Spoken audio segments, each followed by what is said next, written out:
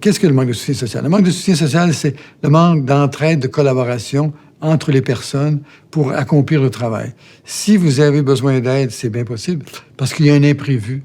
Et ou si vous avez besoin de la permission de votre supérieur, il faut que vous puissiez le rejoindre. Donc, il faut que le supérieur, de même que vos collègues, soient disponibles pour vous apporter, en cas de besoin, l'aide et la collaboration dont vous avez besoin. Pour pouvoir gérer les risques psychosociaux, pour s'intéresser à cette problématique-là, ce que les travaux scientifiques ils ont fait, ils se sont dit, on va aller identifier des facteurs. Autonomie, capacité décisionnelle, soutien social, tout ça. Et en fait, on les mesure un à un, et puis on se dit, oh là là, le soutien social, c'est terrible, mais par contre, la charge de travail, ça va bien.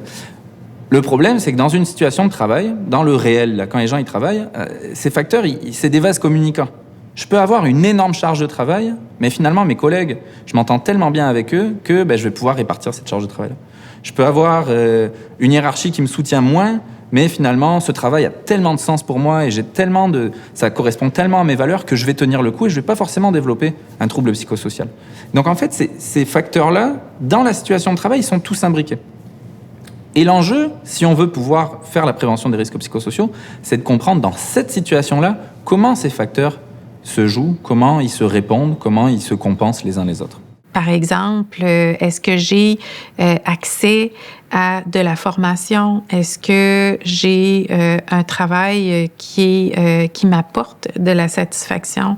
Est-ce que j'ai du soutien au niveau de mon collectif de travail? Est-ce que je peux compter sur mes collègues? Est-ce que j'ai du soutien de mes supérieurs en cas de besoin?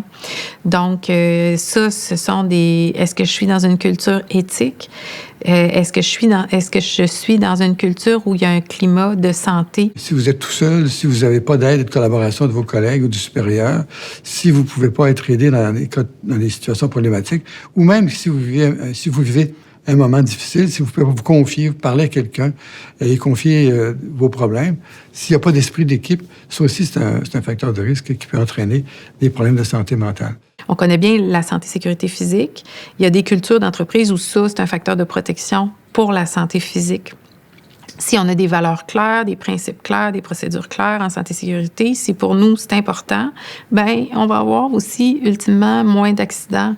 Mais le pendant de la santé-sécurité physique, c'est la santé-sécurité psychologique. Donc, de plus en plus, les entreprises vont se doter de pratiques politiques, procédures claires pour s'assurer que, justement, les individus restent en santé psychologique, qu'ils ne soient pas continuellement en surcharge. Il peut y avoir des rushs, mais on ne peut pas être sur le rush continu. Il faut leur donner aussi des ressources. On revient toujours à ça. Le climat de santé, sécurité psychologique, c'est ce qui va venir en amont et ce qui va expliquer qu'on sera ou pas en équilibre dans notre environnement de travail.